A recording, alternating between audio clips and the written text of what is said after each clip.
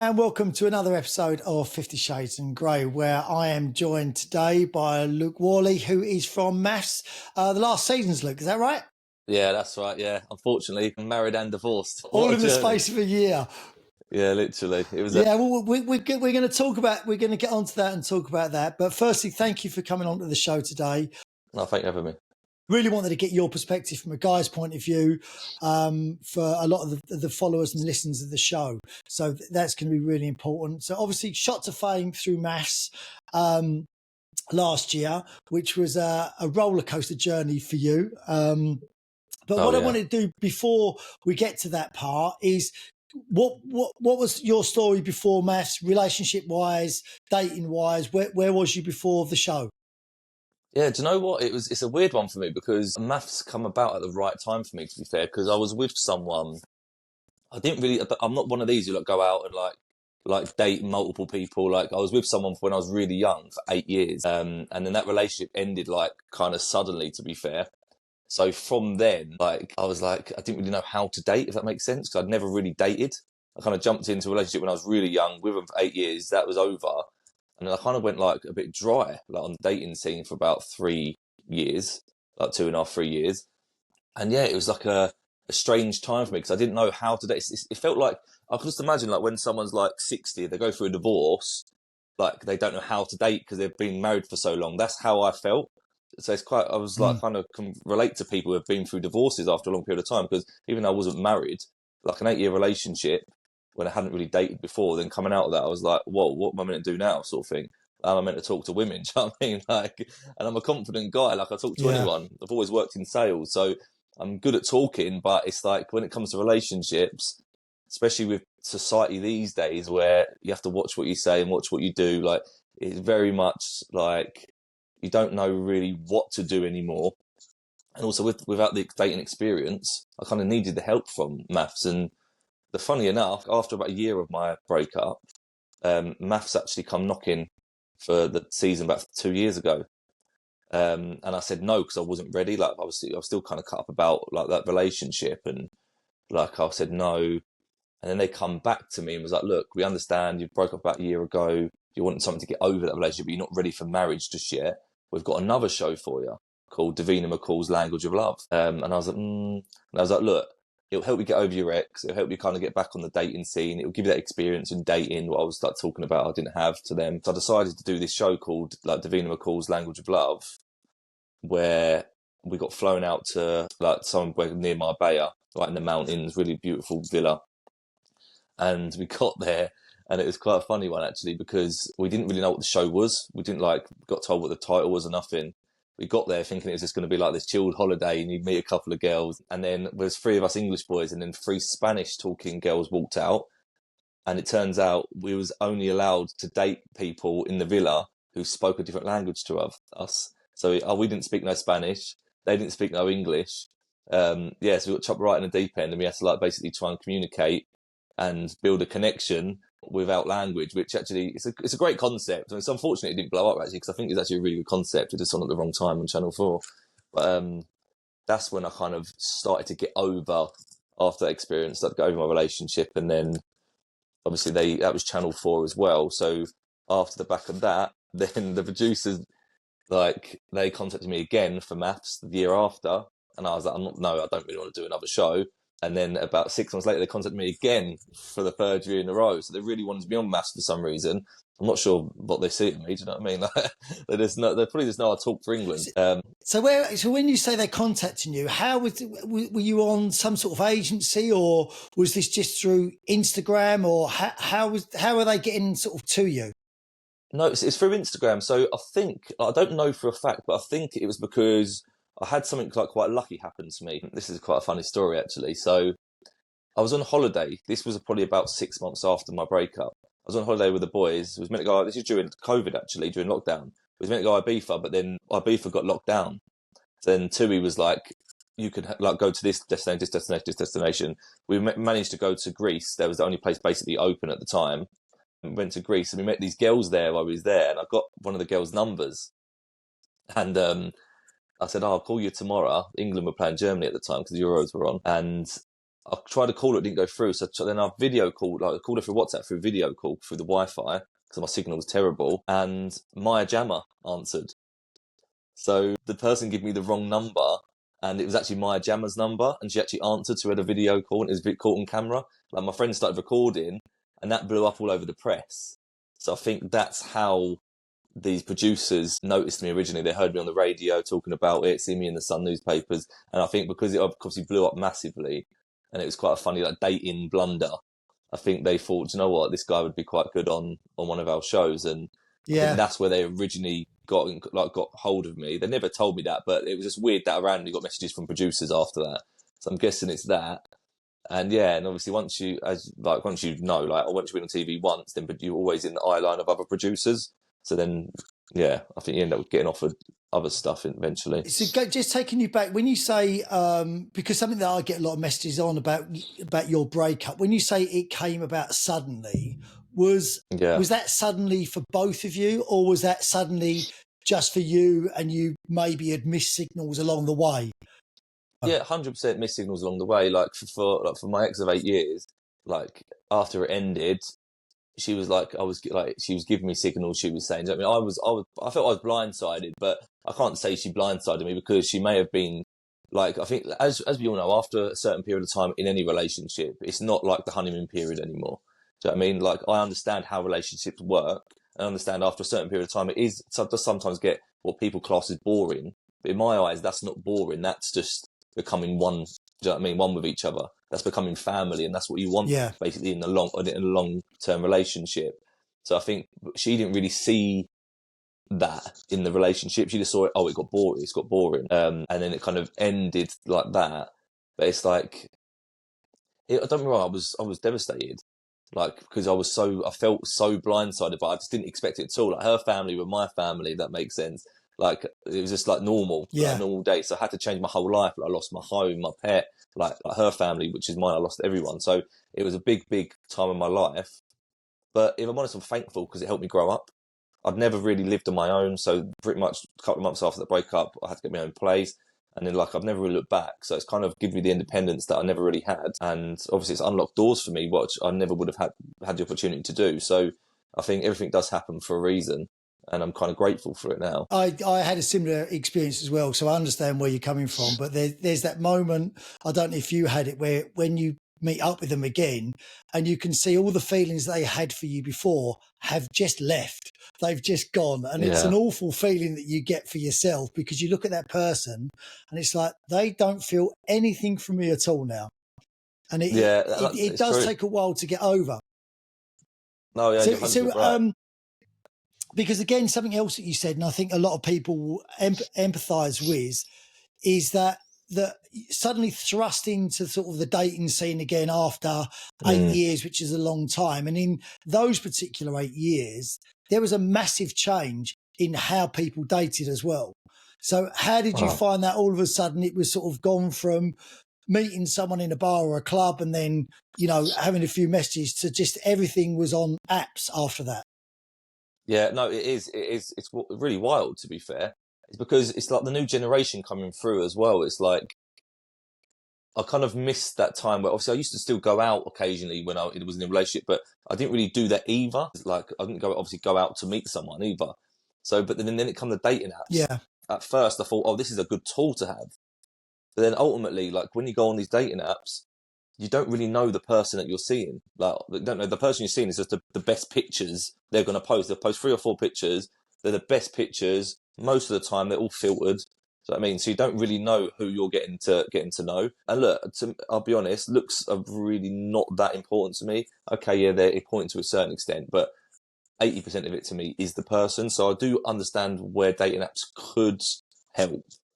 But the problem is, you can't, if someone's catfished you, and even if you get on with them, then it's still an element of deception. So if you do meet that person, they look nothing like they do in the photo. Even if you vibe with them through message, it automatically puts you off and gives you the ick, because they've basically lied to you in some way. And it's unfortunate because Yeah. maybe that person, even if they put a real picture up originally, and I may not have been my typical type, like if I've got one, but if you vibed, and then you automatically grow to find that person more attractive.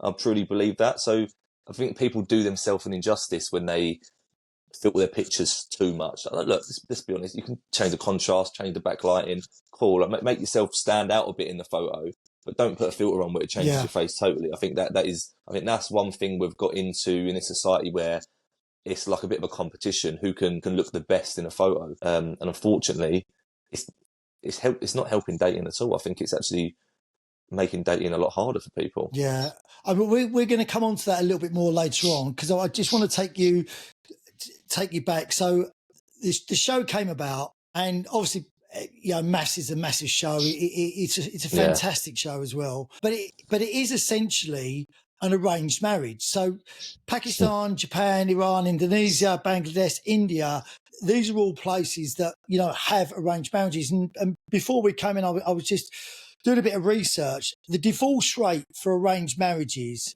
is 4%, which is compared to, I think it's about 44% in European countries. So how was that, having an arranged marriage? What were your fears, thoughts, feelings going into it? Yeah, look, I think going into it, it was a massive, massive risk. And if I'm honest, like during the application process, like when you have to fill in the form, basically, they ask you kind of what your type is, what sort of person you want. So you do have a little bit of movement of like what you want. With me, I didn't fill out the looks paper. I wanted someone who I could get on with, who could find funny, like be a good friend with, do you know what I mean? Have a laugh and get on with my friends and family. That's the sort of vibe I was going for. So mine was a very much proper arranged marriage compared to a lot of the other cast members, to be fair, because they kind of chose what they wanted kind of looks wise. But it's a tough one because with actual arranged marriages outside of M.A.F.S, the families still get to meet the person before the marriage. So they still, and they get to choose whether that person's right for them. With M.A.F.S, it's fully blind. Like you do not know. The only people get to see that person is the producers, like the casting producers and the executive producers. Like they're the only people can get to see, and they're the ones who do the matchmaking. Like people think it's the experts what matchmake on M.A.F.S. It's not. It's the actual casting producers what do the matchmaking, and then they run it by the experts after. But the experts are never going to say no because they're being told that this is who we've got matched. It is very, you're putting your future in the producers and casting producers' hands. And the question I ask now, are they qualified to be matchmaking? Of course they're not. So I mean, that's why like M.A.F.S, the rate of successful M.A.F.S couples is very, very low. There's been a handful out of all of the series. Yeah, I think the only thing that I would say, and we had this on the show that we was on, I think what they are qualified in is to do the job that they're doing. And in fairness to them, that's what they've got to do. They're producing a show. Exactly. They're making a show. So, and like us guys that go on it, you kind of just have to, if you're putting yourself out there, you've got to go, well, okay, I'm doing it. So, that's what it is in the end, isn't it? But I understand what you mean in terms of, I think maybe they're putting you together for the show as opposed to you. But that first moment where because essentially you are getting married, aren't you? For all intents and purposes, you are getting married. So you're at the end of an aisle, and that moment when you looked down, what was that like? When the doors open, do you know what? And your bride comes in. Yeah, so it was so strange. Like the build up. So I was like in a room with my best man for like 7 hours before the ceremony. Like just me and him, and one of the producers coming in and out and said like, bring us a couple of beers or a prosecco, whatever. I didn't have no nerves at all. They was asking me, like, interviewing me like on camera. Are you nervous? I was like, I'm not. I don't have 1 ounce of nerves. The second I stood at the end of the aisle, I couldn't have stopped shaking. Like it was so weird, and I'm not really a nervous sort of person. So then, and I was like, I heard him like behind me, and like there was like a producer to the right hand side, and he was like, when I give you the nod, turn round. And as soon as he nodded, then that's it. My nerves I was a mess. I didn't want to turn, but I had to because I knew I was like being filmed. And I turned round, And it was quite relief because Jay like instantly looks bubbly. She looks like very approachable. Looks like someone I would definitely get on with. Do you know what I mean? She didn't look, because I don't like girls that look stuck up. Like, do you know what I mean? Like, do you know, like that resting bitch face sort of vibe? Yeah. Like that puts me off like Yeah, straight away. unapproachable. Yeah, unapproachable. Yeah, so I was hoping that wasn't the person I'd see. So, and when it wasn't, I was relieved, and I was like, okay, cool. She looks like right good fun. Do you know what I mean? And I think I knew what the process was going to be roughly. So I thought, do you know what? At least be paired with someone who's going to make it fun for me through the process. So I was very, very much relieved. And like I said, I don't have a type, so I wasn't disappointed and overly happy with Jay's looks, because it's not something I look at to start with. Like, for me, my type kind of grows, if that makes sense. Looks grow when I get to meet when I get to know someone. So for me, that wasn't an issue. I didn't really kind of look at looks at all. I looked at like the vibe she gave off, and she gave off the right vibe, which was good for me, really. So did it, after like you came away from like the marriage part of it, did you sort of go into a normal relationship, or because you're in the show, it's always a little bit sort of odd, if you like? Yeah, so it is very odd. The first couple of days is like, so obviously we get jetted off to a honeymoon like within like 12 hours of the wedding. Like, we hardly even slept, and but then we're on a plane to the Caribbean. So it's like we sat each other on the plane. So it could have been awkward, if that makes sense. In my head, I was thinking, hope it's not awkward. But it was actually good. But with someone else, it could have been awkward. Depends what sort of vibes you both got. Yeah. But it is very much like you're kind of chucked in the deep end. And the reason that is because like the producers and the people in your ear, they're like, you have feelings for her yet? They asked, and are you in love with her yet? They ask you that like every day, multiple times a day. So then you start telling yourself that, like, you start like thinking, should I feel like this, or shouldn't I feel like this? Like, so then you're in this bubble, and then you're so trapped in that bubble, you start having these sort of feelings that you've never had before. Then like you're thinking that, yeah, I'm really into this person, like I'm falling for this person, where like in that moment it feels real, but it is all very not purposely. They're not doing it on purpose, but it's very influenced. Your feelings are very influenced within that environment, because it's such a different environment. Like, you're not used to being like chucked in a deep end with someone random, and you're married and you're sharing the same bed. Like, do you know what I mean? It's like, so you are very much you're in love. Do you know what I mean? So much so that you start believing that you have these strong feelings. Do you know what I mean? It's not until you come out of the process when actually reality hits you both, and it's like, it's not going to be the same. We've both got jobs. We both live so far away. Like, how is this going to work? Do you know what I mean? And I think it's like towards the end of the process during M.A.F.S, you start feeling that, especially when like you get like the family visits and stuff. Like, we've got friends and family visit us in the apartments, and they ask them sort of questions, and it kind of hits home actually. Like, what are we going to do after this? Like, do you know what I mean? So it is very like you're in a bubble. What does it look that bubble like? bursts, exactly, yeah, and you can't really see from the outside into that bubble. And I think that's the worst part of the process. Yeah, it does, and it comes around quite quickly as well. And I look back now, and all the feelings that you have in those moments, like that, they're all you felt them, and they were real, but they disappear so quickly when you get back to sort of real life. And it does take sort of 2 or 3 months, and not that anyone's at fault, just that life kicks in, and the normality of life just takes over, and it allows you to take stock of things and sit back. And like you say, you haven't got people telling you all these things, and you're in this bubble where you want to believe it yourself. And then you suddenly think like that was the strangest experience. But so having sort of like, so go on. Yeah, no, I was going to say like and I think the big thing is you don't really get to know each other properly in that, because you only get to know each other in that environment. When you come out, there's certain things about each other you see and you hear them say, and like you see how they act, and you're like, actually, this is not the sort of person for me, and she would have thought the same about me. Do you know what I mean? So you don't actually know the person; you only know them within M.A.F.S. You don't know their actual real life. Do you know what I mean? So I think that is a big thing when you come out. Yeah, no, but so in there, because when you watch the show, you've got like I want to call them sort of therapists, counsellors that are helping the relationship. Are they having a lot of influence in terms of just guiding you and helping you? And was that helpful having that? So do you mean like the actual psychologists behind the scenes, or do you mean the three experts on screen? The three experts on the couch that sit with Yeah. you in the rooms and go through everything.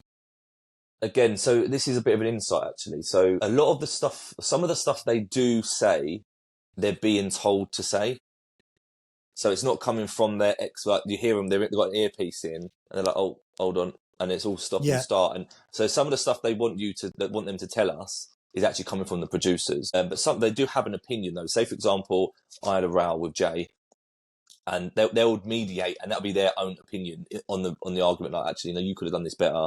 This is what you're doing wrong. So they do help. Like me and Jay were so solid throughout most of it that we didn't really. We was probably one of the ones that maybe a couple in there that didn't really need as much support from the experts. Our couch sessions were quite like quick, really. It was on there for like 15-20 minutes. Some people are on there for like an hour. So yeah, it's very much, they do help you if you need it, but you don't know where the information's coming from. And I think this is the problem. You only realise this towards the end, or probably the middle to the end of the process, where actually they're always in their ear. Should I say this? Like, you can hear them talking to the producers, and the producer talking to them in their ear, telling them what to say, how to say it, what subjects to talk about. Obviously, they've got to do it for entertainment. That's what TV's about. They need to bring up the subjects which they're going to show. Do you know what I mean? They know what they've already recorded, so they know and obviously the experts don't get to see what's already happened behind the scenes, but the producers do. I think that's the thing. Like, you don't, in the environment, you don't know whether you're getting the advice from the experts or from the producers. And sometimes when you get to the back end of the process, it's like, are you actually here to help me, or are you just here to make a fool of me? Do you know what I mean? Like, so you have to be, you get your wits about you as the longer it goes on, because you know who to trust, who not to trust. Like, and it's very much like each for their own towards the back end. And that's why a lot of stuff happens on M.A.F.S. Like, a lot of drama happens towards the back end of that. After the middle of the show, it starts getting tasty with the drama, because people start thinking, do you know what? I don't care what you're going to tell me, producer. I'm going to do what I want, sort of thing, because they know what they can and can't do. So it's very much, the experts are good. I absolutely love, like Paul, for example. Paul and Charlene, I love them too. Mel, I wasn't too much of a fan of. She did tell me a couple of things that were actually factually wrong. Like, she said you can't change attachment styles. I'm like, well, you definitely can change attachment styles over time. Like, she's meant to be an expert. Do you know what I mean? Them sort of things, when they're telling you things that you know 100% of not true, and you're meant to be an expert, I'm like, are you actually an expert, or are you just a TV expert? But Paul and Charlene were brilliant for me on there. I still speak to Paul occasionally, actually. It's good. So coming out of the show, obviously, and as relationships do, they didn't work out for you, unfortunately. Then I was reading on your Instagram the other day, I think you're back on Hinge. Like, so just want to talk about dating apps and tell us what that's like now, because obviously I would imagine you're much more recognisable now on the app. So are you, like, what apps are you using? How are you finding them? What would you recommend? All of those things. Yeah, look, dating apps are not easy, especially coming on the back of a show, because the problem is I get loads and loads and loads of people swipe me, but it's like, I don't know what their intentions are. Do you know what I mean? That's the problem. So the hard thing for me now, after being on TV, even though I wouldn't say I'm famous, but I'm recognisable to certain people, and some people see that little bit of recognition as a bit of clout, and that's unfortunate, because then you don't get sometimes you don't get the true person come in there that's with you, because they think you've got X, Y, and Z when in fact you haven't. But yeah, dating apps overall, they're okay. I'm still getting my head around it myself. I think the issue with it is, obviously, what I find is it's hard to see the true person on a dating app, because obviously the filters and stuff, like there's a lot what goes on dating apps, and they're only going to show you the best side to them. So it's not the same as meeting someone in a pub, like, because you see them had a couple of drinks, they've let loose a bit. You see a true reflection of that person when they're out and about with their friends, because they just let go. Do you know what I mean? So, and they're not trying to impress you.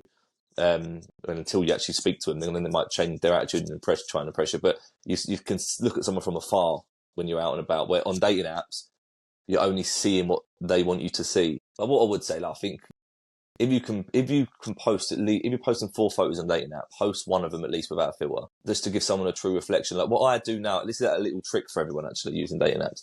So a lot of people on dating apps will put their Instagram handle on their dating app, or you can still search them like via locations and name on Instagram if they don't have that. So what I do, a little trick, is I search the person's Instagram, and then on the Instagram I go to tagged photos. So it's not photos they've posted, so it's photos they've been tagged in, because a lot of the time, whoever's tagged them in it, they've only filtered themselves on that photo and left the other people unfiltered. So you get to see an unfiltered version of that person. And I think that's the way to go forward, because then you're getting a true representation of someone's looks. And I do think, like, if you are talking to someone for a few weeks from a dating app, and then you go to meet them and don't look like the same person, even if you vibe with that person like the best you've ever vibed with anyone, it'll instantly put you off because you feel you're being deceived in some way. So I think that's the issue. It's not that someone's shallow, because I'm not shallow, but if I went to someone, they look different, I feel like I haven't been talking to that person. Does that mean it's a bit of a lie, really, to a certain extent, even though it's innocent? I think you create a picture in your head, don't you? And you think, right, this is the person I'm talking to. This is how it's going to work. And then when they look different to what you've had in your head, it takes everything away immediately. And it does make you feel really bad about yourself, actually. I found I haven't done them for ages now, but I stopped doing them because of those things, really. I'd go to meet people that I'd been talking to for a couple of weeks, getting on really well, and then it was just different as soon as you saw them. And then you think, how can I get on with someone this well and then feel completely differently? And like you say, you do feel shallow about yourself. You think, I'm not that shallow, but it's not like meeting someone in a bar or meeting because you can do things on dating apps. Like you can read something silly, like, oh, they're a vegan. If I met someone in a pub and they went, oh, I'm a vegan, you wouldn't think anything of it. But for some reason, if you read it on a dating app, you start thinking, can't date a vegan because we're not going to be able to go out for dinner at the same places. That's going to be enough. But you'd never do that in real life.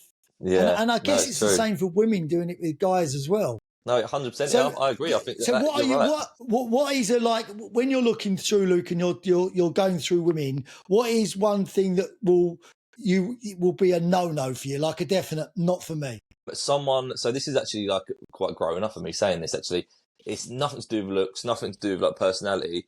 It's to do with what they want, what their life goals are. So, for example, if they don't want kids, it's a no for me because I want kids. Like that's a big thing for me. That's like the only deal breaker I would say. I don't mind if they've got kids already. Like that doesn't bother me. But they have to want more kids, or at least one more child. And I think the biggest thing for me, if they come across stuck up, I think I'm very down to earth. Like I'll be friends with everyone. Do you know what I mean? That's the sort of person I am. It doesn't matter what walk of life you come from. Like. And I do find that it sounds really bad of me, but I find I automatically have an opinion on someone when they look like they've got money.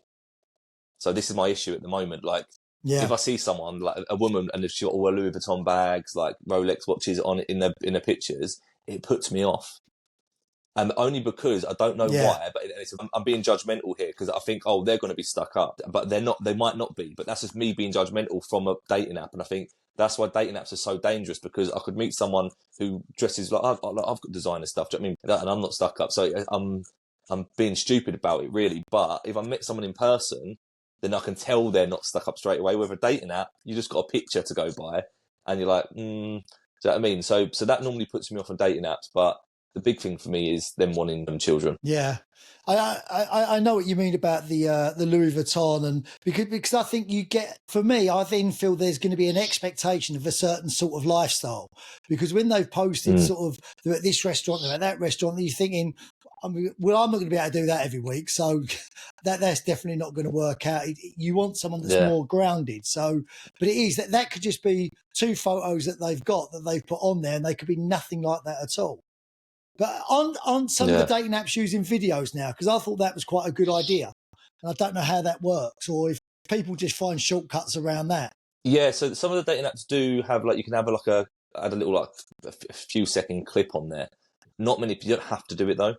So I personally don't. If I'm honest, I don't really have any videos to post on there. Like, But a lot of people like post like them like just doing like a boomerang video of them on a night out sort of thing, which is better to a certain extent because then it's harder to filter a video. So you get to see someone a bit more true on that video than you would do a picture, for example. But I think you are right. I think the video side of it does actually work. But I do think a good idea for a dating app would be if when you match with someone, before you can message them, you have to do an instant selfie. So, and then that unlocks you being able to message that person. Because then they get an actual, a live, and look, it doesn't matter how you look, they can get your makeup done, do you know what I mean? And it will stop people from messaging a lot. But then that means if someone does do that, that means they are really interested in you because they're showing all.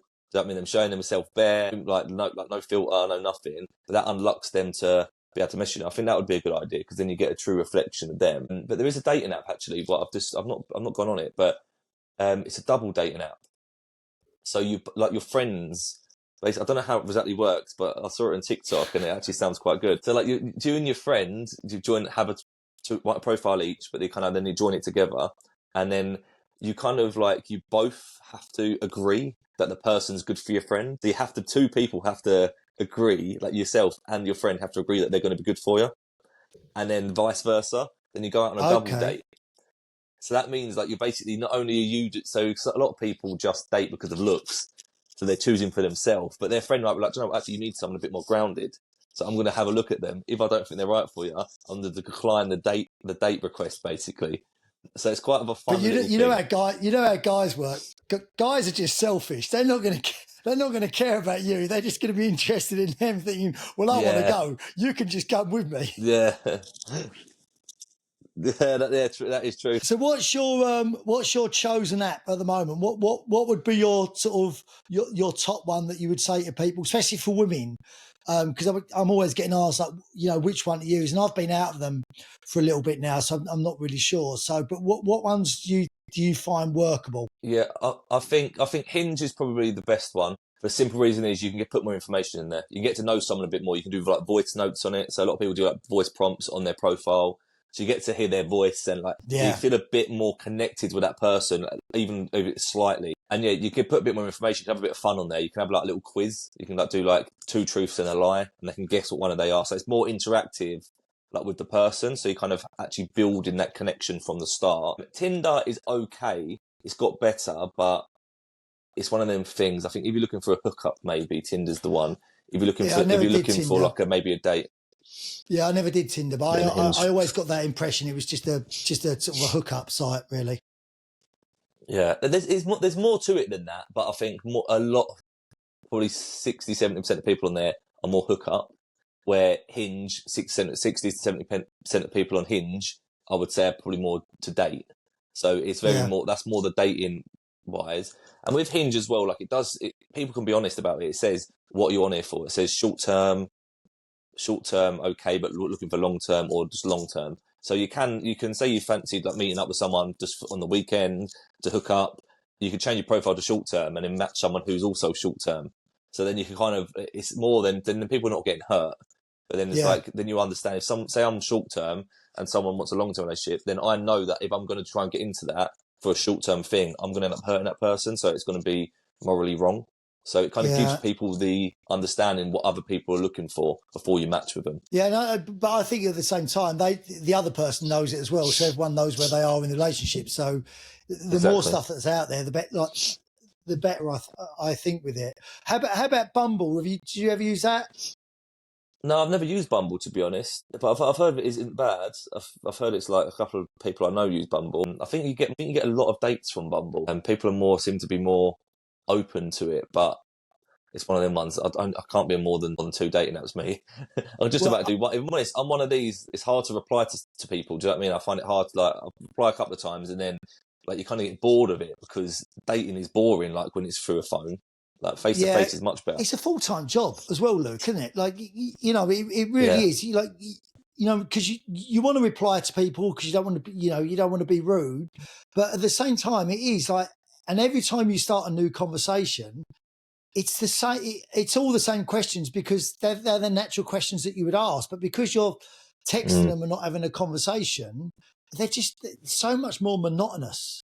All of it. It'd almost be better off with like a a video introduction where you can skip that first, like, what do you do, where do you live, and all of those things as well. Yeah, no, yeah, it's true. Yeah, like literally, it is true, because I think ultimately we're hiding behind the screen. Do you know what I mean? So you're not, even if you can't be bothered, somebody just reply to a message just to get the message replied to, if you're not being rude. But actually, Yeah. if you're not into that person, you're not into them. Do you know what I mean? Like, and face-to-face interaction, whether it's through a video call or something else, you kind of you can kind of tell if someone's into you when you can see their face on video or in person. So I think that's the only issue with dating apps, is the pictures side of things, really. So out of the, since you've been doing it, have you been on many dates, and you know, have they gone okay? Or so if I'm honest, I haven't. Like, I'm kind of getting to the stage now where I'm like getting ready to date again. So I've not long come out of a relationship, like a month or so ago. So yeah, I'm not really ready. Probably early September, I'll be ready. I'll be jumping back on the dating scene. Like, obviously I've exchanged messages between people, like, and that's kind of the vibe. I'm kind of getting back into it, if that makes sense. Yeah. Where for me, I don't like just jumping into dating. It's like, because I think if you're not ready, then someone ends up getting hurt, either yourself or the other person. And I think it's not right, and it's not fair to put someone else through that. But they might really like you, but actually then you realise I'm not really ready to date. Then they might fall for you really quick, and then you're hurting someone. So I think this is the only advice I can give to anyone, is that until you're fully ready to meet someone, it's probably best not to. Don't get me wrong, you can go out and you can go on dating apps and talk to people, as long as you're upfront with them. Look, I'm not that far out of a relationship, or I'm not that ready yet, but I want to kind of I'm on the app to kind of talk to people and kind of get to that place. Then that's okay. But I wouldn't say go out and date people for relationships. Date for fun, yeah, as long as you're being honest from up front and saying, this is dating for fun. But I think if you're going out and just dating and don't give the person the heads up on where you actually are when it comes to what you want from your dating experience, then unfortunately someone could get hurt if you're not ready for that. And I think it's kind of not fair. It's good advice. But listen, mate, I just want to say thank you for coming on today. No, I I'll appreciate put all it. Luke's details on here, so you guys can have a look and go and follow Luke as well. It's been really lovely for you to just be so open and honest with everything as well, Luke. And I'm sure everyone will really enjoy listening to it. But just want to say thank you for coming on the show. Having me on. No, thank you so much. Thanks for watching 50 Shades in Grey. Don't forget to subscribe below and follow all the other videos that we've done. And we'll look forward to seeing you soon. And don't forget, from September, Luke's going to be ready to date. So jump on Hinge, find him. He's out in Clacton Way, and he'll take you out.